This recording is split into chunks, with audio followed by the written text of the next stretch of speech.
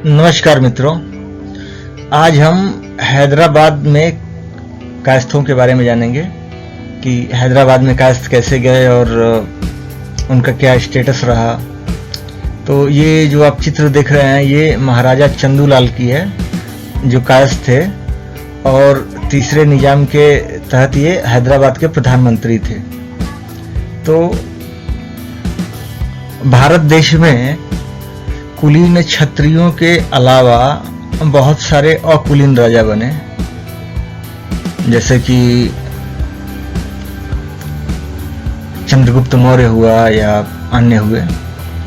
तो प्रशासन संभालने के लिए कायस्थों को बुलाया जाता था, क्योंकि लड़ाई करना तो एक अलग बात है लेकिन राज चलाना एक अलग चीज है।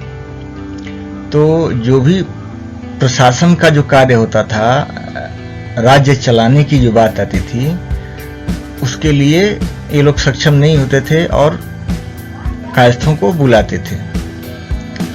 जितने भी कुलीन क्षत्रियों का जब सत्ता गया, जितने भी अकुलीन आए और खुद राजा महाराजा बने, उन सब ने कायस्थों को बुलाया। कायस्थ गए वहां प्रशासन संभाले। तो इस क्रम में जो है हैदराबाद में भी कायस्थ बुलाए गए थे। तो यहाँ राजस्थान से, मध्य प्रदेश से कायस्थ गए थे वहां सत्ता संभालने के लिए।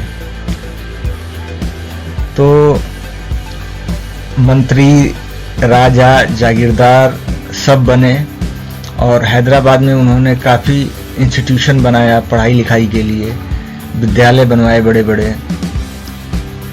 बड़े विकास के कार्य किए और जागीरदार भी थे बड़े बड़े।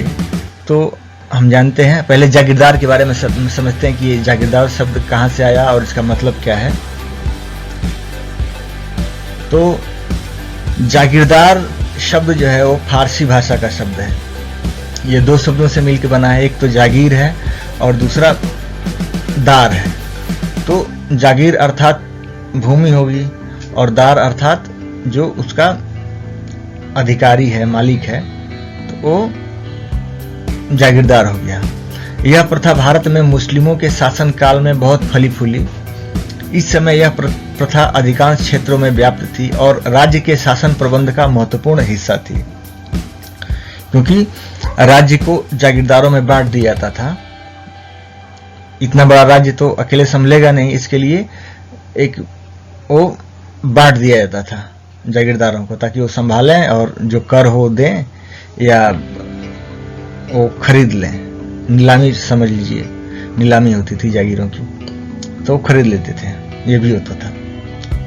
तो इसके कई रूप थे जागीर के। एक तो नीलामी करके परमानेंट खरीद लेते थे और दूसरा राजा को हर साल जो है कुछ ना कुछ देना पड़ता था, कर वगैरह, तो ये भी था। तो इसमें एक जो नियम था सशर्त जागीरदारी में, तो सशर्त जागीरदारी में जागीरदार को शासन के हित में कर वसूलने और सेना संगठित करने जैसे जन कार्य करने पड़ते थे। भूमि जो कि एकता कहलाती थी, आमतौर पर जीवन भर के लिए दी जाती थी और अधिकारी के मृत्यु के बाद जागीर फिर से शासन के अधिकार में चली जाती थी। तो ये सशर्त जागीरदारी हुई कि जब तक वो जिसको जागीर दी गई है राज की तरफ से, जब तक जिंदा रहेगा तब तक उसके पास रहेगी। अगर और मृत्यु हो जाती है तो राजा जो है उस जागीर का फिर से मालिक हो जाएगा। ये नियम था सशर्त वाले में। जागीरदार उत्तराधिकारी निश्चित रकम अदा करके जागीर का नवीनीकरण कर सकता था। यह प्रथा दिल्ली के प्रारंभिक सुल्तानों ने शुरू की थी। तो जैसा कि बताया मैंने कि बड़े बड़े राज्य होते थे तो जागीरों में बांट करके उन पे शासन करना रहता था इन लोगों को। तो इस तरह से इन्होंने प्रथा बनाई थी, जिसमें परमानेंट भी था। जो ये लोग नीलामी करते थे तो परमानेंट खरीद भी लेते थे जो रहते थे उस रसूख वाले, तो और नहीं तो एक उन पर एक कर दिया जाता था, कर लिया जाता था, उन पर कुछ जिम्मेवारी दे दी जाती थी राजा की तरफ से, तो वो करते रहते थे। तो इस तरह से जागीरदारी की शुरुआत हुई। तो हैदराबाद में कायस्थों में बहुत सारे जागीरदार हुए, बहुत सारे मंत्री, राजा दुनिया भर के हुए हैं। तो हम उनके कुछ नाम जानते हैं।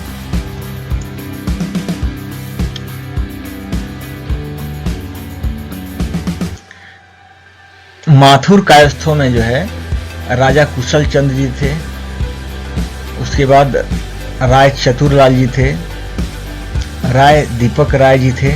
ये सब लोग जागीरदार थे, बड़े जागीरदार थे और मंत्री थे, राजा थे, यही सब इनका पोस्ट था। राय खूबचंद जी थे, राय उजागर चंद जी, राय शीतल दास जी। इसके बाद जो है सक्सेना कायस्थ में राजा रूपलाल जी, राय खेमकरण जी, राय गुणवंत राय जी, और श्रीवास्तव कायस्थ में राजा दया बहादुर जी। भटनागर कायस्थ में राजा भवानी प्रसाद के रिश्तेदार थे। तो ये चित्र है मीर उस्मान अली खान के अधिकार में यामीन हम सल्तनत महाराज किशन प्रसाद। तो ये जो महाराज किशन प्रसाद का जो नाम आया है, ये खत्री जात से थे, ये कायस्थ नहीं थे, बाकी सब लोग कायस्थ थे। तो इनका उस समय वर्चस्व बहुत था, काफी विकास किया इन्होंने हैदराबाद में।